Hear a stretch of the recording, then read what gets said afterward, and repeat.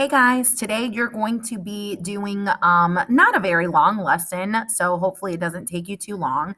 We want you to explore today the difference between an independent and a dependent event in a probability situation.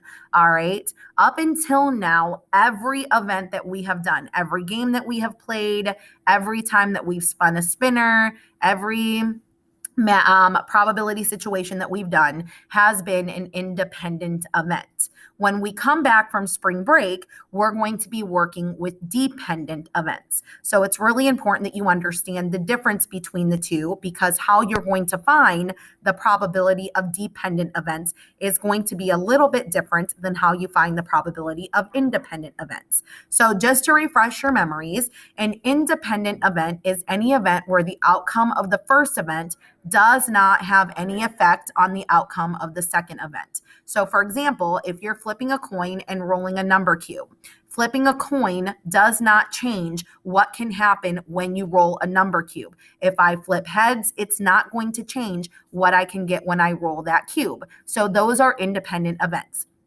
Choosing a block from a bucket, putting that block back in the bucket, and then choosing another block does not change the number of outcomes that is in the bucket. So that would also be an independent event. All right. So anytime one event does not affect or does not change the other event, it is considered an independent event. Dependent events then are any event where the outcome of the first event does affect the outcome of the second event. So if I give you a deck of cards and I say pick a card, any card, and you draw out a king of hearts and you keep it, you do not put it back in the deck. Now you have changed what you can get on the next draw.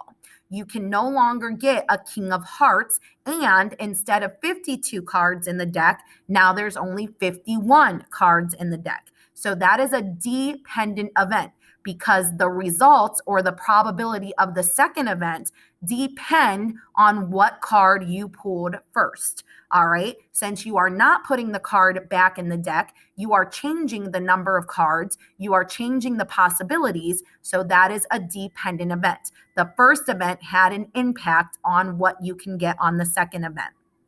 If I tell you that you're going to play a game and you're going to roll a number cube, but you only get to flip the coin if you roll an even number, now I have made it a dependent event, because if I roll the number cube and I do not get an even number, I'm not allowed to flip the coin. So flipping the coin depends on what happens when you roll the number cube. If you get an even, you are allowed to flip the coin. If you do not get an even, you are not allowed to flip the coin. So those are examples of dependent events. I also liked this visual that I found online. So my original marbles were 2 blue and 3 red.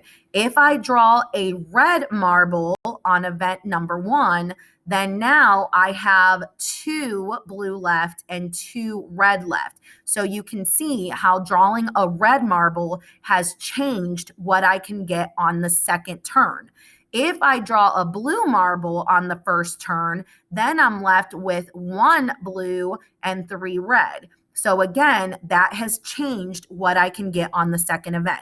So all you're going to do today is you're going to open up the drag and drop sort, and we have listed a bunch of different events. You're going to read the events or the games, all right, and you're going to read them carefully, and then you're going to drag and drop them. So if it seems like it's something that is an independent event where the first event does not affect the other, you're going to drag it onto the left side of your mat here under independent.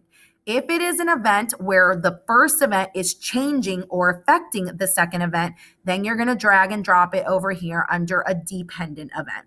All right, that's all you're going to do today. Shouldn't take you too long. Give it a try. When we come back from spring break, we will be learning how to use the multiplication rule for dependent events, and we're going to finish up our probability unit. All right, I hope you guys have a good spring break if you're the blue kids, and if you're gold and you're seeing this on Tuesday, after spring break, I hope you had a great spring break. All right. So I will see you guys in person soon.